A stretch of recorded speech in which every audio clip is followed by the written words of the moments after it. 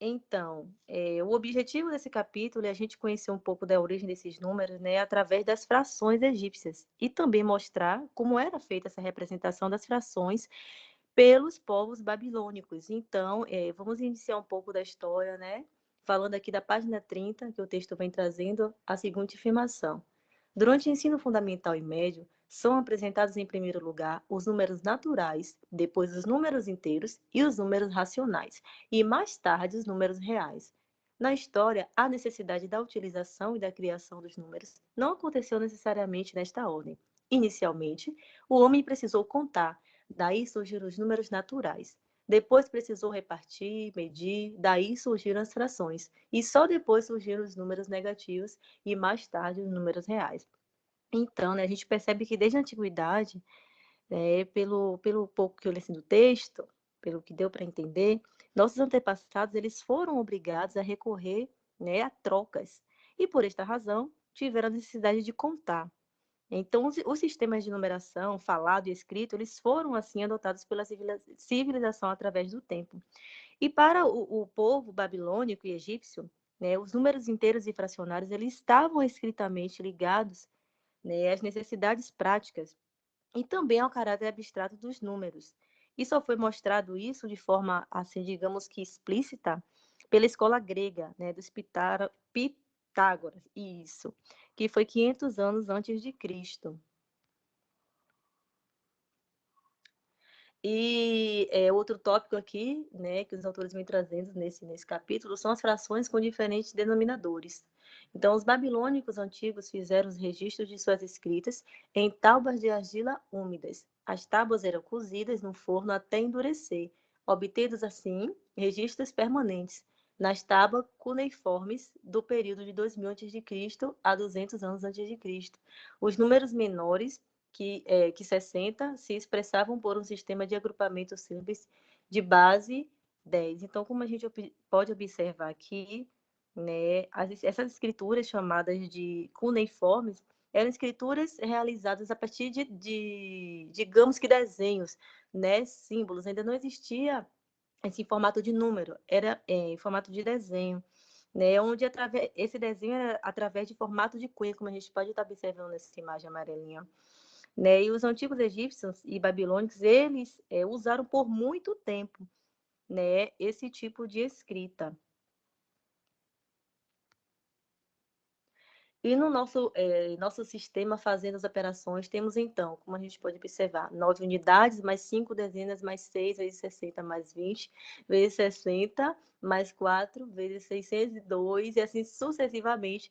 E como a gente pode observar, tem uma grande diferença do modo de escrita atual, como comparado antigamente, como a gente pode observar embaixo, né? Então, a gente percebe uma grande diferença, onde antigamente era feito através de desenhos, né? E depois que o tempo passou, acabou que começaram a sentir falta de um símbolo, né? Para representar o número 10, ou o número zero, que até então não tinha. Então, para que representar esse zero? Para representar as potências ausentes, né? Porque estava causando um pouco de confusão, pois não havia ainda nenhum símbolo que representasse o número zero. Como aí, então, por volta do ano 300 foi, antes de Cristo, foi adicionado esse símbolo. Como vocês podem observar, né, na primeira questão, tem dois no meio, entre uma contagem de símbolos e a outra, né, tem essas duas cunhas pequenas, né, bem meio inclinadas, que esse símbolo passou a ser considerado o número zero, que até então não existia, o que causava confusão, né? Então, esse símbolo ele só era indicado, né, para indicar uma potência de 60 dentro de um número e nunca no final. Agora, outro tópico, né, que os autores vêm trazendo é sobre os números racionais, mas primeiramente a gente precisa entender um pouquinho o que é o número racional, né? Então, os números racionais, eles são todos aqueles que a gente pode escrever de forma de fração, com numerador e denominador inteiro. E, além disso, o dominador diferente de zero. E esses números, né, numerador e denominador, tem uma razão para ter essa nomenclatura. Por quê? porque o dominador ele significa aquele que dá nome, e em todo significado do que tudo está trabalhando. E o numerador significa aquele que dá o número de partes consideradas. Como a gente pode observar, né, aqui em forma de fração, tem 2/5, onde o numerador fica na parte superior e o denominador na parte inferior, e está representado, né, por essa fração, por esse desenho. Os racionais e seu uso. Sobre um certo rei egípcio, Sésostris, Heródoto, historiador grego, nos disse: esse rei realizou a partilha das terras, concedendo a cada egípcio uma porção igual, com a condição de lhe ser pago todos os anos um certo tributo. Se o rio carregava alguma parte do lote de alguém, o prejudicado ia procurar o rei e expor-lhe o conteúdo. O soberano enviava agrimensores ao local para determinar a redução sofrida pelo lote, passando o dono a pagar um tributo proporcional à porção restante. Almeida, 1997. Então, né, explicando um pouco sobre essa parte dos racionais de seu uso, essas palavras elas foram escritas há cerca de 2.300 anos, né? E aponta a necessidade dos povos, antigamente, utilizarem um número, os números que não fossem inteiros, já que sempre que o rio Nilo ele derrubava as cercas de pedra, né, onde cada agricultor ele usava para marcar limites do terreno uma nova medição. Então precisava novamente ser feita tudo novamente com o objetivo de saber a verdadeira medida, né, a fim de pagar o tributo ao rei Sócrates. Temos aqui alguns exemplos de expressões que utilizamos no nosso cotidiano, né, que são de origem fracionária, que é mais atual. Temos aqui a meia de 3/4, né, diz da meia que chega quase ao joelho. Ela cobre aproximadamente 3/4 da distância do joelho ao pé. Temos aqui outro exemplo interessante, que é o terço, né, que é um objeto muito utilizado na religião católica, que rezar um terço também é um exemplo, porque o terço é um colar de contas que corresponde a um terço do rosário, que também é um colar de 165 contas, em que 15 dezenas de contas correspondem às Ave-Marias e 15 contas ao Padre Nossos. Os fiéis que rezavam essa quantidade de orações usavam as contas do rosário para não errar a oração. Sendo assim, um terço também é um colar contendo 55 contas, 5 dezenas correspondendo às Ave-Marias e aos 5 Padre Nossos.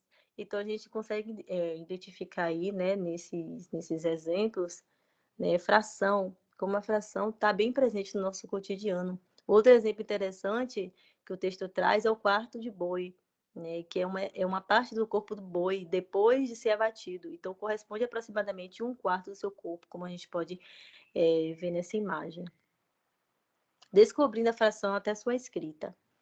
Quando o homem percebeu que os números naturais não eram suficientes para indicar parte das coisas inteiras ou de grupos de coisas, ele teve a necessidade de criar novos números, os números fracionários ou racionais. Eles surgiram então as frações, palavra que é derivada do latim e significa parte de um todo.